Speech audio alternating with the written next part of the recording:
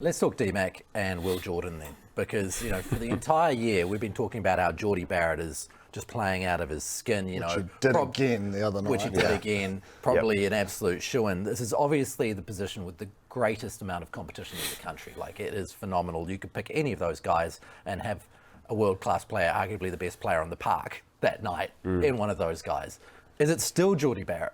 I think if you think of the platform that Jordie Barrett's playing off, and what he's still delivering, it's freakish. Like, I mean, just reference that grubber and that line break and the grubber, and I almost wished he'd picked it up rather than trying to, you know, grubber it on. But like, he creates a lot out of nothing just based on himself. And again, it's that reference. It's the time. You know, it's almost 24 months he's been performing at that level. So I still think it's his first crack at it. It's about doing it. In that All Black jersey, but to your point around Damian and Will Jordan's starting to really find his groove. But he's fizzing. He is, but Damian is winning games with his boot, but more so in terms of his way that he injects himself and his control, his game control from 15. His decision making of when to be that electric Damian McKenzie and take a gamble, and when to rein it in. And set the play up or put them in a field position. He's got that balance so right where maybe in the past he hasn't. Like at the moment, his game is just so on point. I mean, it's a hard one to select. Yeah. Is it something that people overlook? Because when you look at that team and the number of, you know, caps they've lost, like to Sam Cane, etc., on the way back to where they are now, Damian McKenzie as a maturation of a player. You know, gone from the guy I suppose everyone talks about as the X Factor guy, the guy who might make a mistake here or there, might, you know, throw one too many 50-50 balls. He's now not that guy. Like you say, he's getting that balance right. Is this the year that we've seen the maturation of Damian McKenzie? I think potentially because of where the Chiefs are at, he's almost had to say, follow me, like put the team on his back as such. I know it's not just him. Like there's a lot of players that have done a lot of work, you know, around, I've mentioned Angus, Jacobson, Webber, I'll go, you know, Anton Leonard-Brown as well, but he's really taken charge in terms of the game driving and the direction of the group and getting that balance right between maybe that 50-50. But I still think there's plenty of X factor there. I mean, you go back to, I suppose, the match winner against the Blues and, you know, other, you know, sort of, you know, passing game and offloads. He still has that X factor, but it's that decision making in moments is getting that balance right. But I think maturing is a great word, and that position of maybe that 10-15 role on the bench is a hard one, but he still has the ability to start, don't get me wrong, but it might be the position he fits perfectly at the start of the All Black season. Well, Beauden Barrett's coming back. I mean, what do you do there, Bryn? Like, that's difficult, isn't it? Because Beauden deserves to have a spot within the All Blacks. He's done so much there. A certain amount of loyalty has to be shown. But, boy, Damian's doing enough. And maybe you think the other way. Well, he was the one in New Zealand, and so therefore we showed loyalty to the guy who stuck around in here for a little bit. Yeah.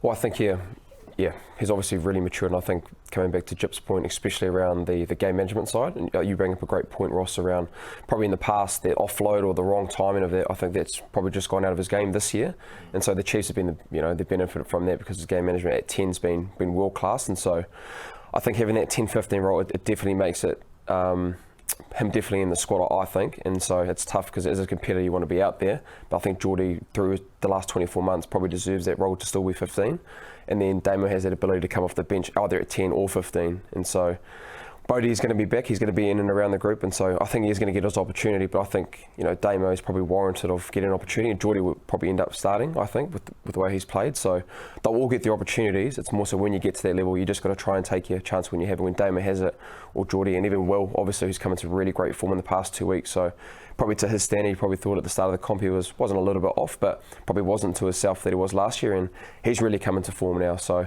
I mean, that first try yesterday. Oh, yeah. That's what Will brings. So he's got the ability to turn a game on its head with his X factor and an ability to be in and around the ball. So he's something different that the All Blacks could use at that level as well. So it's a great time to be. It's a tough time to be a fullback, obviously. But there's so many around, so it's going to be a tough decision for the All Black selectors. But we've got a lot of them. We've got a lot of them. So it's great for New Zealand rugby. Yeah, 100%. It's a good position to be in. Will Jordan, his acceleration off the mark. Yeah. Is that unmatched in New Zealand rugby? Because it seems, I don't think I can see a person out there who just goes from woe to go like that. Yep. Well, that first tries. Rico, yeah. But that first try is a perfect example of it, you know, even though he used a bit of footwork, but that first oomph when he gets the ball on the run, you know, it's tough to stop. And he's actually he's a big boy now, probably at around like almost 100 kgs. So when you've got that speed and power, it's really tough, and you get him on an open field. He's brave though. That first try, he went between two props, and I thought, because Blake Gibson did a great job. Like he got up and he forced him back in, and I thought, whew, he's going back into two big boys here, and he just split them. Yeah. And you know, you'd think he's still. I know he might have put on some weight, but he's still slight, and he's running into two big 130 kilo props. I thought, oh, this could end poorly, and then he just popped out the other side and then slipped around. I think it was Mark Taylor and scored, and I was just like, man, that was a hell of a try. Yeah, it's interesting you say that he's slight because he's sneaky tall. Like when you don't see, it doesn't seem that way on the television. You meet him, he must be 6'3". Yeah, about 6'2". About 6'2". Yeah. There's a lot of him. Yeah. No, there is, and so I think a lot of Nepo and Carlton McLaughlin too. You don't want to be the meat in that sandwich. No, he got through it comfortably, but I thought the big fellas were going to light him up at one stage, but unfortunately not to be. Yeah, but I think defensively as well, he had a massive game. Like I talked about before, that try with Hoskins was a big one for us. Being able to stop that, you know, that's different. If they score, that's 12-7, and it's a little bit different. So his defensive side has been really massive. I know probably the first part of the comp he was wanting to improve that, and so I think those things again, especially at that level, you've got to be able to defensively make your tackles, and that was a big moment for us on the weekend. Yeah, when you get to that, I mean, we saw it when he played that game at the end of last year for the All Blacks, but it's one of those people when they're in that kind of form, you've just got to find a spot for him, don't you? You've got to fit him into the 23, doesn't matter how many people are there, because there's going to be a couple of years where he's unstoppable and you don't waste them. Yeah, but there's a lot of guys. Yeah. I mean, it's hard. So many. It's hard, I think they probably will find a spot for him. Right wing? Potentially, like a Ben Smith, maybe. I mean, I don't know.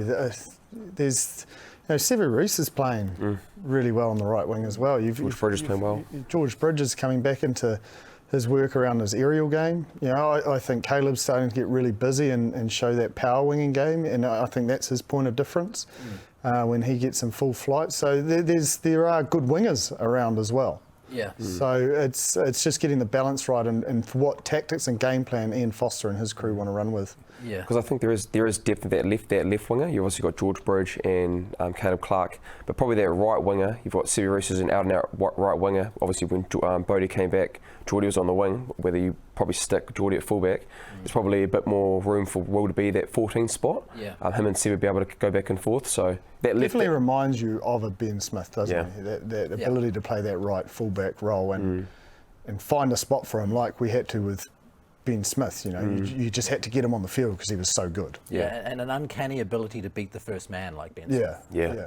You just the first guy never tackles him. Yeah, especially off counter attack. Yeah. Will's really good around that. He just finds a spot, whether it be two props, he's looking for space, and if he gets through that line, bets are on, he's probably going to score a try. So having that ability to be able to break open a game, it's pretty great to have, great attribute to have. So some great escort lines from those Crusader forwards. Was it penalised? Was it? Oh no, it wasn't. I'm just saying they're doing some good work. Some great work. Find a way to get through. And if it's not illegal in Canterbury, it's perfect, mate. It's perfect. I'm just jealous. We got penalised against the Chiefs for it, actually. Yeah, you did. It was a good captain's referral, wasn't it? Yeah, it was, mate. So.